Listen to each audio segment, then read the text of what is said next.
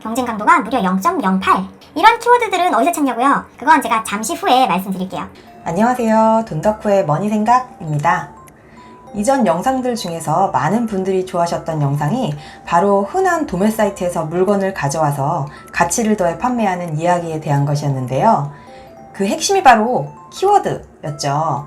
검색을 기반으로 한 네이버에서 키워드는 매우 중요한 부분인데요. 오늘은 팔릴만한 또 돈이 되는 그러한 키워드 찾는 다양한 방법과 툴들을 공유해 보려고 합니다. 우선 아이템 찾을 때 판매가 되고 있는 상품의 수가 고객들이 검색하는 검색량보다 적을수록 판매가 유리하다는 것은 이미 알고들 계실 겁니다.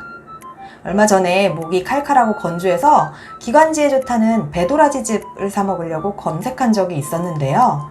오늘은 판매자 모드로 아이템 스카우트에 배도라지즙을 검색해 보겠습니다. 한 달에 검색수가 25,000 정도 되고 경쟁 강도가 1.43으로 나쁘지 않은 키워드네요. 하지만 이제 막 쇼핑몰을 시작한 새내기 셀러들한테 그 37,000개나 되는 상품들 중에서 제 상품을 상위에 노출시키기란 불가능한데요. 따라서 이보다 적은 검색수에 경쟁 강도도 낮은 그런 키워드를 찾아내야 됩니다. 저는 이것을 키워드 세분화 작업이라고 부릅니다. 마케팅에서 시장을 세분화하듯이 키워드도 세분화해 보는 거예요. 어린이 배도라지즙, 아기 배도라지즙, 임산부 배도라지즙 이런 식으로 연령별로 나눠보기도 하고요.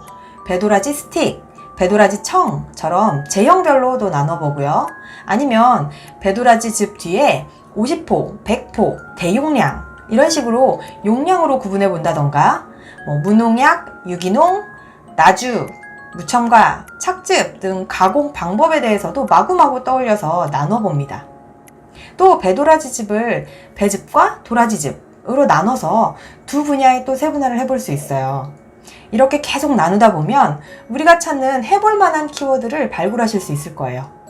아기 배도라지즙 이라는 키워드는 검색수 8,200에 경쟁 강도도 0.23밖에 안 되네요. 아기 배즙도 한 달 검색수가 2,200에 경쟁 강도도 0.75로 초보가 도전하기 아주 좋은 키워드 같습니다. 임산부 배도라지즙은 조회수 680에 경쟁 강도가 0.44네요. 파워 미만의 셀러라면 검색수 1,000에서 3,000 정도 사이에 경쟁 강도는 1 미만의 키워드를 많이 발굴하셔서 한 제품의 대형 키워드랑 이런 소형 키워드 몇 개를 섞어갖고 제목을 지어주세요. 배도라지 청도 경쟁 강도가 0.62밖에 안 되긴 하지만 한 달 검색수가 11,000인 대형 키워드라서 초보가 도전하기엔 좀 무리라면 약도라지 청은 어떨까요? 검색수 4,100에 경쟁 강도가 0.44네요. 이렇게 중소형 키워드를 계속 발굴하시고 그 키워드들과 내가 최종적으로 정복할 대형 키워드 그 두 가지를 섞어서 상품명을 만들면 중소형 키워드에서 판매를 일으켜서 노출 순위를 점점 상승시킬 수 있게 되고 그러면 이것은 결국 대형 키워드로도 검색 시에 순위를 상승시키는 효과를 가져오게 됩니다. 이것이 바로 초보 셀러들이 키워드로 경쟁할 수 있는 핵심 비법입니다. 유산균은 한 달 검색수가 19만 3천에 상품수가 111만 5천 개로 엄청난데요. 구강유산균은 검색수 8,700, 상품수 7,200, 경쟁 강도 0.83이네요. 또 돌아기 유산균은 검색수 3,600, 상품수 1,400, 경쟁 강도 0.4로 초보들이 도전해보기 좋은 키워드 같습니다. 과민성 대장증후군 유산균은 검색수 4,850에 상품수가 386개밖에 안 되네요. 경쟁 강도가 무려 0.08. 이런 키워드들은 어디서 찾냐고요? 그건 제가 잠시 후에 말씀드릴게요. 우선 키워드를 활용할 수 있는 한 가지 방법을 더 보고요. 그런데 이런 경쟁력 있는 중소형 키워드는 사실 찾기가 쉽지가 않습니다. 만약 발견한다고 해도 금세 다른 경쟁자들이 따라오니까 경쟁 강도가 점점 더 치열해집니다. 만약 사람들이 찾는 충분한 수요가 있는 시장이고 내가 판매할 제품이 제품력이 있다고 생각이 되면 저는 경쟁 강도는 관계없이 키워드를 여러 개 써서 키워드에 그물을 만든 후에 하나쯤 걸리기를 기대해 보기도 합니다. 네이버 데이터랩에서 생활 잡화 쪽을 보다 보니 접이식 카트가 보였습니다. 한 페이지 넘기니까 폴딩 카트가 나왔고요. 또 한 페이지를 넘기니 장바구니 캐리어가 등장하네요. 이 모든 게 동일한 상품을 가리키는 건데요. 키워드는 각각 다르지만 계속 등장하는 게 수요가 엄청 많은 것이라고 짐작할 수가 있습니다. 아이템 스카우트에 쳐보니 각각 36,000, 17,000, 13,000의 검색수를 보이네요. 역시 수요가 엄청나네요. 하지만 경쟁 강도가 15대1, 31대1, 5로 매우 레드오션인 시작입니다. 저라면 이렇게 생긴 제품을 지칭하는 키워드를 최대한 많이 발굴해서 그 키워드들의 조합으로 상품명을 지어볼 것 같네요. 그렇다면 그 유사한 키워드는 어떻게 발굴하냐? 제가 쓰는 방법을 이제부터 쭉 알려드릴게요. 이것은 처음에 말씀드렸던 중소형 키워드 찾을 때 그때도 동일하게 활용하실 수 있습니다. 우선 아이템 스카우트에서 우측 하단 연관 키워드를 살펴봅니다. 시장 바구니 캐리어, 접이식 손수레, 마트 카트, 접이식 핸드카트, 접이식 쇼핑카트 등등등 한 종류의 제품을 부를 수 있는 이름이 이렇게나 다양하고 많네요. 경쟁 강도는 일단 무시했으니 최대한 검색수가 많은 키워드로 찾아서 제목을 만들어줍니다. 접이식, 폴딩, 장바구니 캐리어, 핸드 쇼핑, 손수레, 마트 카트 이런 식으로요. 다만 이때 주의할 점은 이 키워드들의 카테고리가 모두 일치해야 된다는 것입니다. 위 언급한 키워드는 모두 생활건강, 생활용품, 생활잡화, 핸드카트 카테고리에 속해 있는데요.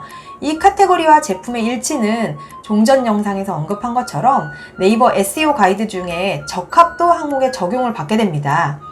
SEO 가이드 관련해서 아직 그 이해도가 없으신 분들은 제가 상단에 카드를 띄워둘 테니까 참고해 보시고요. 카테고리 관련해서 잠시 말씀드릴게요.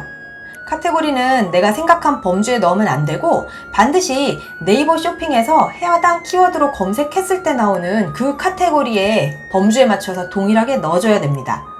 가령 요새 집에서 에어프라이기에 쉽게 해드실 수 있는 냉동 붕어빵은 언뜻 보기에 식품, 냉동 간편조리식품, 기타 냉동 간편조리식품 카테고리로 보일 수 있지만 네이버 쇼핑에 한번 검색을 해보면 상위 노출 제품들이 다 식품, 가공식품, 빵에 들어가져 있습니다. 그렇다면 우리도 이것과 맞춰서 빵 쪽으로 넣어줘야 한다는 것이죠. 그렇지 않고 이거 에어프라이기에 쉽게 돌려 먹을 수 있는 냉동 간편 조리식품이구나 해서 냉동 간편 조리식품 쪽에 넣으면 아마 25,000페이지쯤 어딘가에 노출되고 있을 겁니다. 이렇게 키워드는 카테고리와 밀접한 관련을 갖고 있는데요. 아까 접이식 카트의 유사 키워드들을 발굴할 때 그래서 카테고리가 서로 같은 것끼리만 써야 된다고 말씀드린 겁니다. 처음에 배도라지 집 기억나시나요? 경쟁 강도만 보고 아기 배도라지 집과 아기 배집 두 개를 제목에 같이 쓰면 안 된다는 말씀입니다. 엇비슷해 보이지만 하나는 카테고리가 출산 육아, 아기 간식, 유아 음료고 또 하나는 식품, 건강식품, 건강즙, 기타 건강즙으로 전혀 다른 카테고리의 키워드인 겁니다.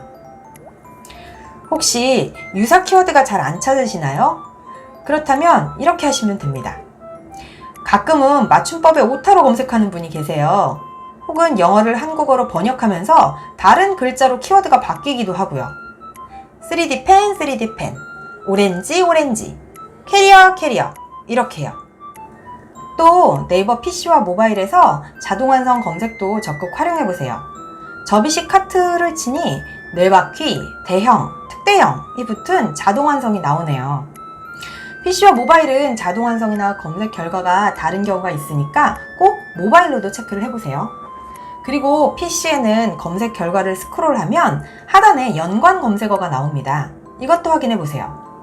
그리고 네이버 쇼핑에서 검색 결과 상단에 연관되는 키워드들이 나오는데요. 이것들 중에도 쓸만한 것은 모두 수집하시고요. 그래도 성에 안 차시면 저는 네이버 광고의 키워드 도구를 활용합니다.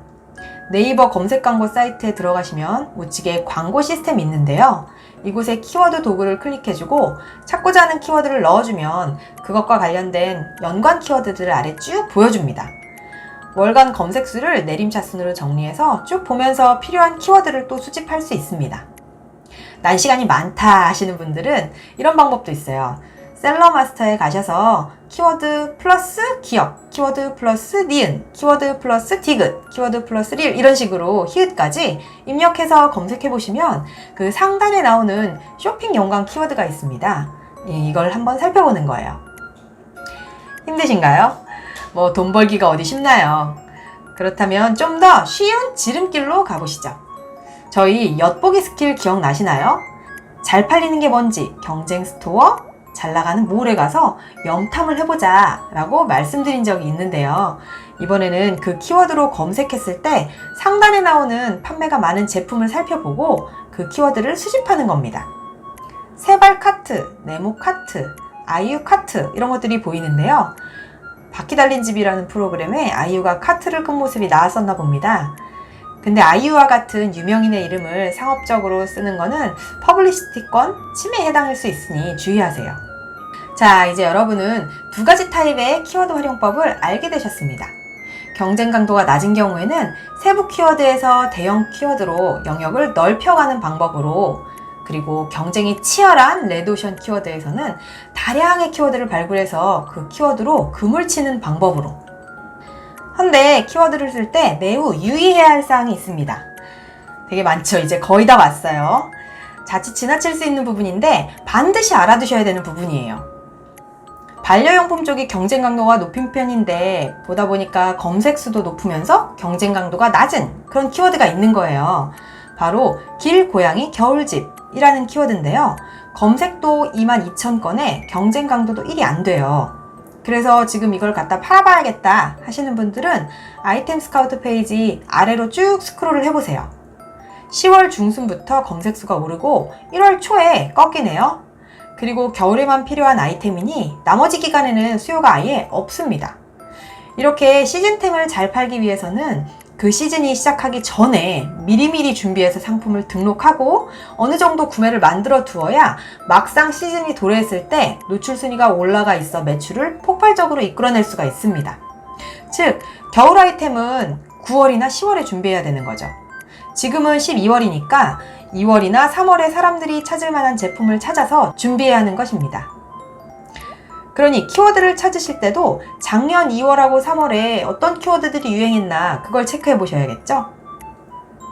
그리고 가끔 검색수 숫자에 속는 경우가 있는데 이것을 조심해야 됩니다.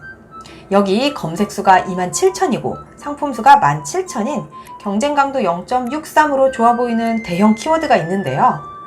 사실 이 키워드는 판매가 일어나는 키워드가 아닙니다. 포켓몬스터 W라는 키워드인데요. 언뜻 보면 피규어 카테고리의 키워드인 것처럼 보이지만 네이버에 포켓몬스터 W라고 쳐보면 만화 영화 소개, 뷰, 통합문서, 인플루언서, 동영상 이런 순서로 나오고 그 다음에야 쇼핑 영역이 나옵니다.